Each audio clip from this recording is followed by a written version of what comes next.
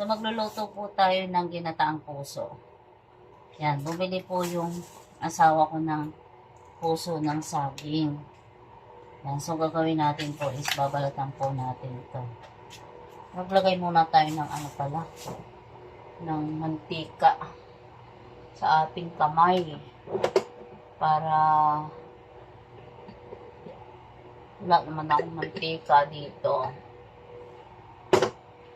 Ubos na pala yung mantika namin. Ubos na.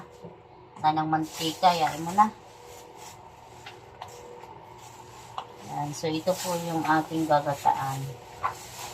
Lagyan siya ng puso.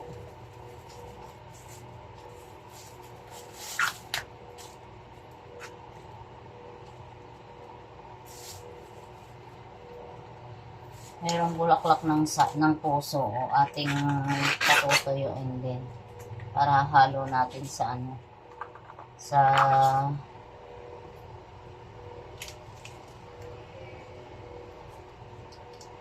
ako may bumili. Isang color na gagamitin ko kasi maitim.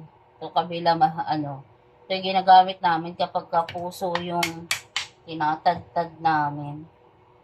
Yan, so gayatin na lang po natin yung ating puso.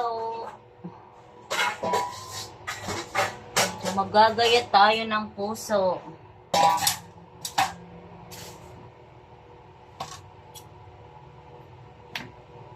Kasi madakta to. Hiwain lang natin siya ng maninipis.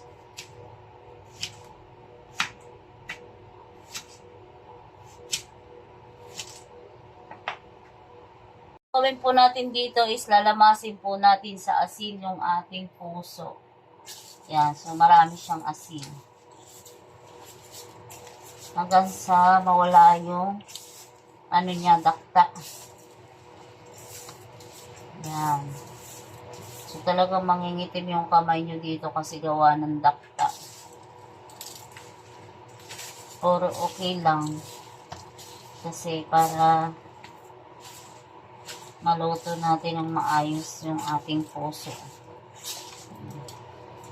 Matagal ko lang gustong kumain itong puso ng saging.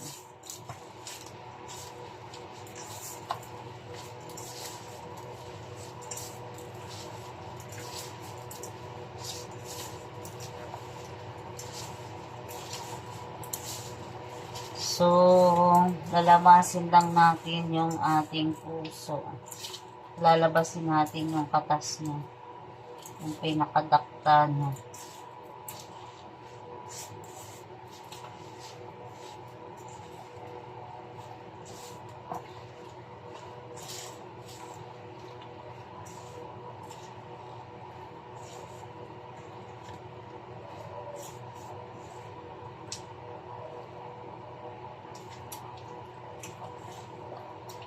Madakta.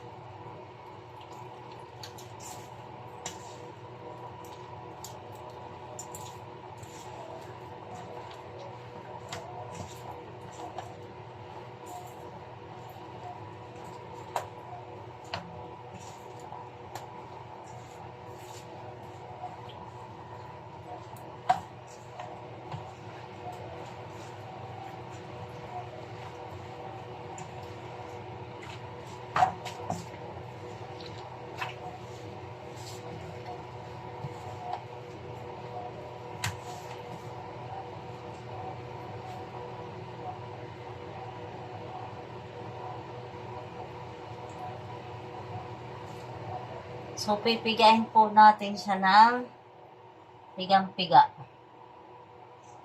Hanggang sa mawala yung katas niya.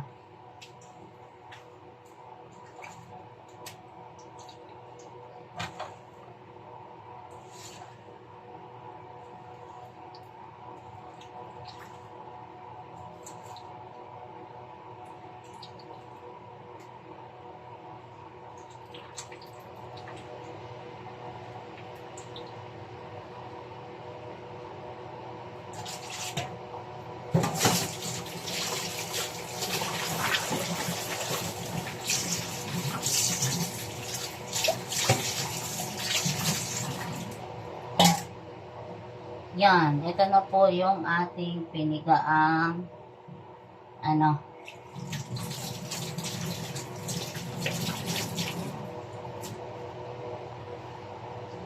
Maghihiwa naman po tayo ng ating sibuyas at saka bawang. Ito po yung ating sibuyas at bawang. Yan, para ating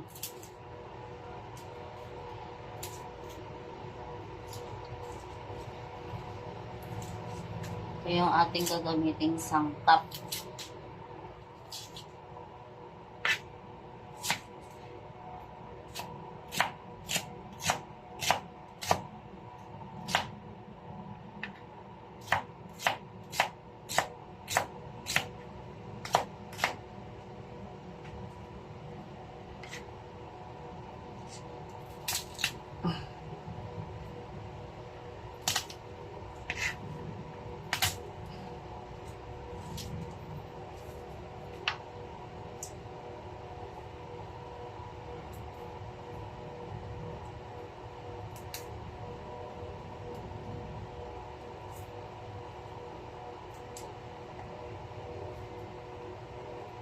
Na guys, nahiwa na natin yung ating sibuyas, bawang. Yan lang po yung hihalo natin sa ating ginataan. Kapag nag-translucent na po yung ating sibuyas at saka bawang, saka natin lagay yung puso.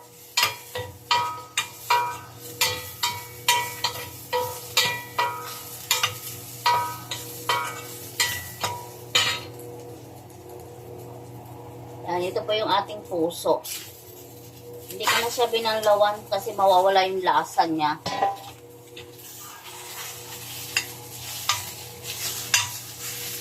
So, gigisa lang natin siya dito sa mahinang apoy.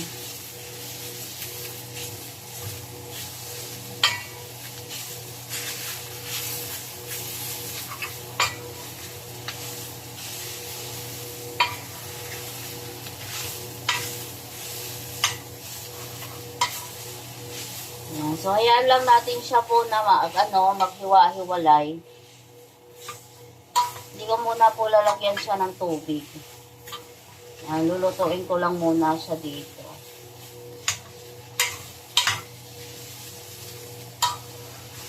Para isasangkot siya natin yung ating puso.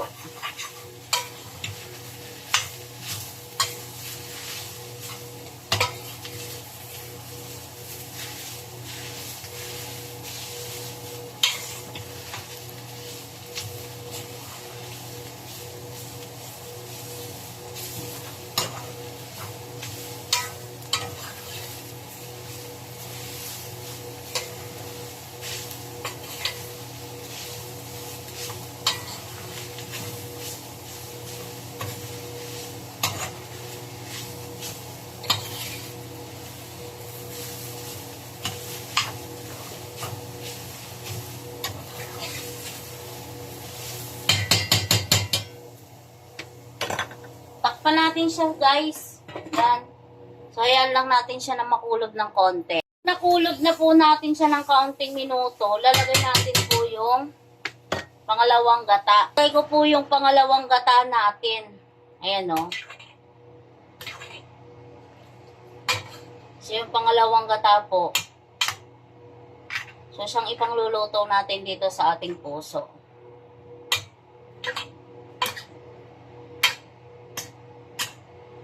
Hayaan natin siya maluto. So, lalagyan natin siya ng paminta. Baba ka dyan!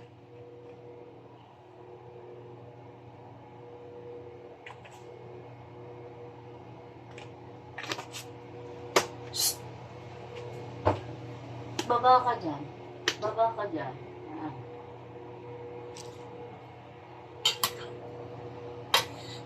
So, nilagyan natin siya ng paminta para maluto na yung ating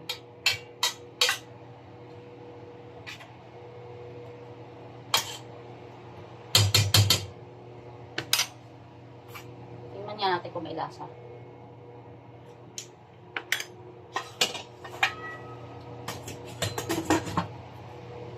Takpan natin. Po ng siling green. Tapos hayaan lang natin siya na kumulo. Kapag konti na lang yung sabaw at alam nating luto na po yung ating puso, saka po natin ilalagay itong pangalawang gata natin.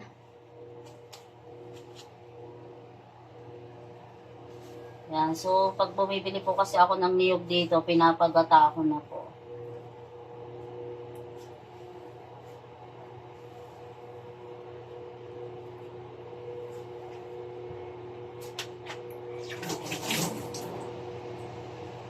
Yan, yung unang gata natin guys, yan yung pinanghuhuli kong ilagay. Tapos hindi ko na siya tinatakpan. Hinahayaan ko lang po siyang ganyan. Ayaw ng asawa ko ihalo yung dilis, kaya purong ano na lang po yung niluto natin. Yan, pero yung iba gusto kasi nakahalo yung tuyo, yung asawa ko ayaw. Eh baka hindi niya magustuhan yung luto ko, kaya ako na lang yung mag-a-adjust. Yan. Yung iba nilalagay nila talaga yung tuyo dito para may lasa, pero ayaw ng asawa ko. Tinanong ko muna siya.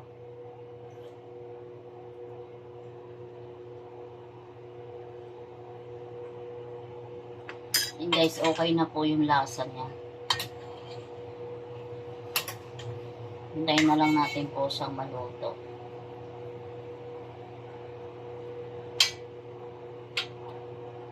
Nilagyan ko po ng kaunting suka. Yan po, oh.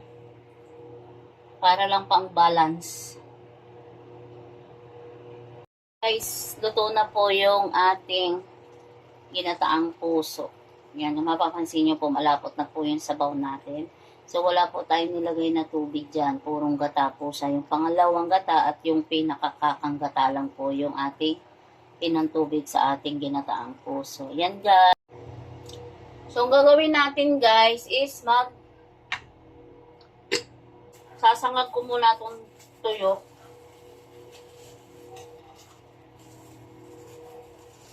Yan ating isasangag dito sa kawali natin.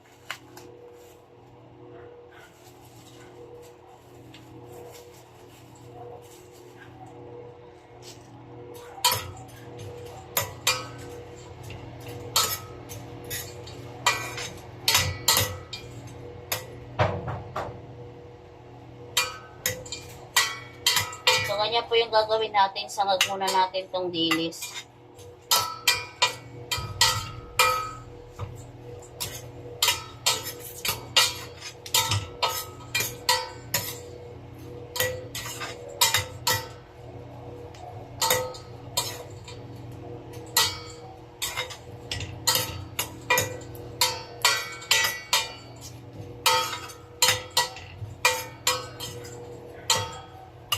Yan guys, so luto na yung ating dilis. So sinangsangag ko lang po siya dito.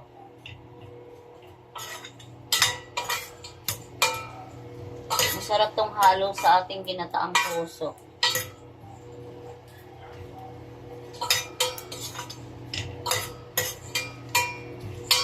Sinasangag ko lang po siya sa mainit, sa low fire, para hindi po siya kaagad masunog.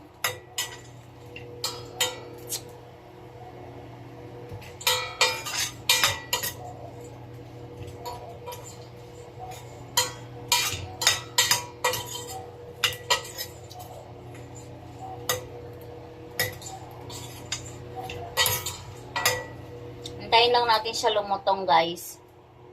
Yan guys, luto na yung ating tuyo. Nanguin na natin. Tapos same pan, dito ko na lang din po igigisa yung guys, ito po yung ating ulam. Kain na po tayo.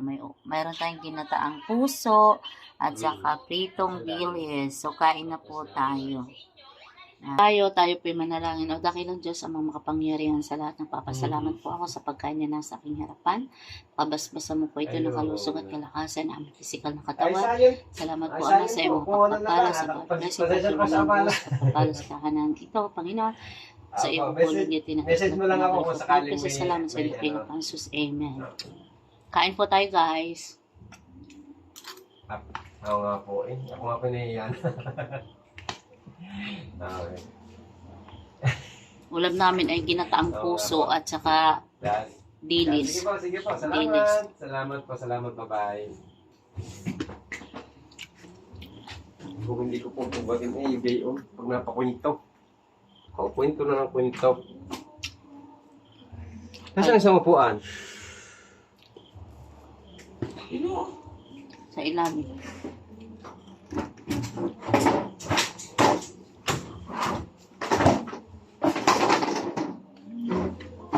Tigil na konti.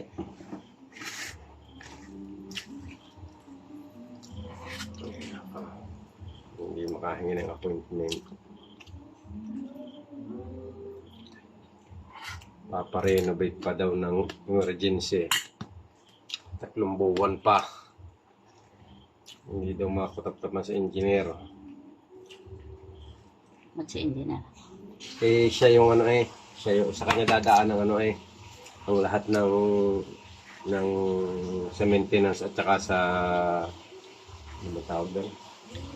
Janitorial ba ang tawag doon? Janitorial ang tawag doon yung sa mga linis nga. Sa mga ano yung mga Mga tsura nyo. Ayun yung nakatpot. Gusto nyo yung mga pagkain namin? Ha? Saktong-sakto nga ma'am yung pagkatapos. Kung mayroon sila nito. Ba, oo nga eh. Kaya lang eh. Si engineer ang problema natin eh. Hindi mahagi-hagilap. Isang oras lang naman ito. Eh, sobrang busy daw. Mga tao doon. Saka daw pagkatapos noon. Namiss ko yung puso. Ngayon lang ulit ako nagluto ng puso.